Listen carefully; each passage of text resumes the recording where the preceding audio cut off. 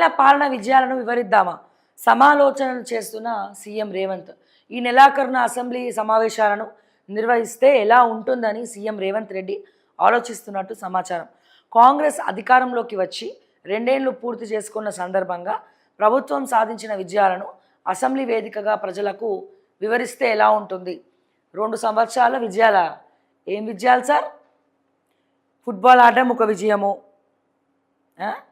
మీ అన్నదమ్ములు కేబుల్ కనెక్షన్ల వాళ్ళని ఇబ్బంది పెట్టడం ఒక విజయము, మా రైతులకు ఇప్పటివరకు కూడా ఏం లేవు అదొక విజయము, పత్తి కొనుగోలు జరుగుతలేదు ఒక విజయం, వరి పంట నష్టపోయినాం అదొక విజయము, వరదలు వచ్చి మునిగిపోయిన వాళ్ళకి పైసలు లేవు అదొక విజయము, ఇంకా ఎవరికి ఇంద్రమ్మ ఇల్లు రాలే, ఎట్లా కడుతున్నా చూద్దామని పోతే మీ ఎమ్మెల్యేనే పడబట్టే కింద.